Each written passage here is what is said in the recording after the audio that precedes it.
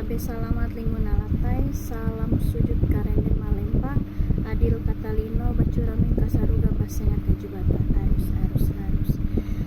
Selamat pagi dan salam sejahtera untuk kita semua. Selamat datang di channel YouTube saya.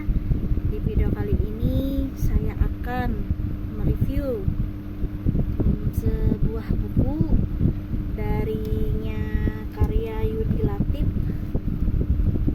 Negara Paripurna, Historitas, Rasionalitas, dan Aktualitas Pancasila.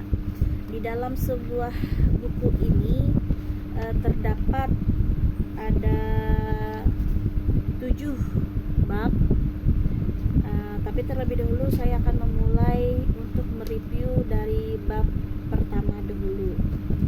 Sebelum itu, perkenalkan, nama saya Hortanelis. Saya adalah mahasiswa di Fakultas Sekolah Tinggi Ilmu Ekonomi Kabupaten Kapuas. Untuk mempersingkat waktu, ringkasan bab pertama tentang negara paripurna. Bab 1 dari buku ini membahas tentang sejarah konseptualisasi Pancasila sebagai dasar negara Indonesia. Buku ini menguraikan proses panjang yang melibatkan berbagai tokoh dan golongan dalam merumuskan dan mengesahkan Pancasila. Berikut ini adalah poin-poin penting dari bab ini. 1. Yaitu fase pembuahan. Dimulai pada tahun 1920-an, berbagai tokoh dan organisasi memperjuangkan kemerdekaan Indonesia dengan menggabungkan berbagai ideologi seperti nasionalisme, Islamisme, dan Marxisme. Fase perumusan. Pada masa persidangan pertama BPUPK, yaitu tanggal 20 Mei sampai 1 Juni 1945, Soekarno dalam pidatonya memperkenalkan Pancasila sebagai dasar negara. Panitia 9 kemudian merumuskan Pancasila dalam versi Piagam Jakarta yang memuat 7 kata yang memberikan kewajiban menjalankan syariat Islam bagi pemeluknya. Fase pengesahan. Pada tanggal 18 Agustus 1945, PPKI mengesahkan Pancasila sebagai dasar negara dengan menghapus 7 kata dari Piagam Jakarta. Pancasila sebagai karya bersama. Pancasila merupakan hasil karya bersama sebagai tokoh dan golongan. Soekarno memainkan peran penting dalam proses ini mulai dari fase pembuahan hingga pengesahan. Historitas, rasionalitas, dan aktualitas Pancasila. Pancasila merupakan dasar negara, pandangan hidup, ideologi nasional, dan pemersatu bangsa Indonesia.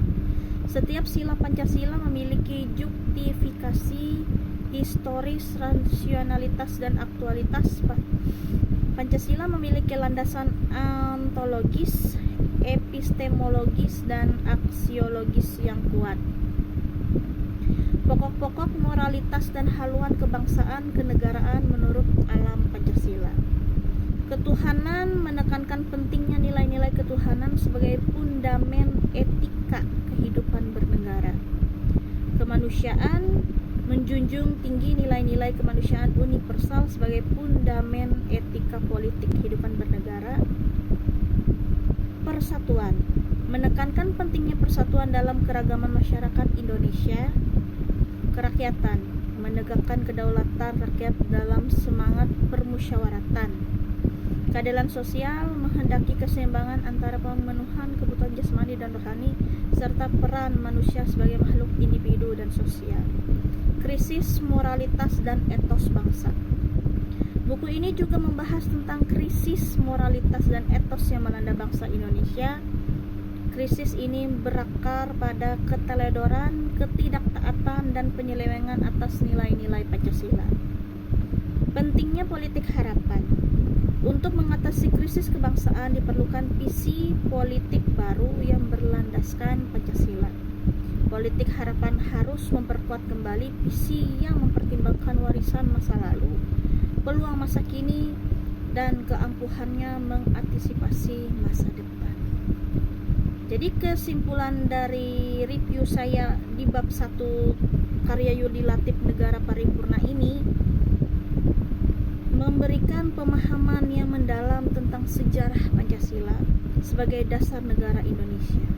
Buku ini juga membahas pentingnya Pancasila sebagai dasar moralitas dan haluan kebangsaan kenegaraan, serta mendesak perlunya radikalisasi Pancasila untuk mengatasi krisis moralitas dan etos bangsa.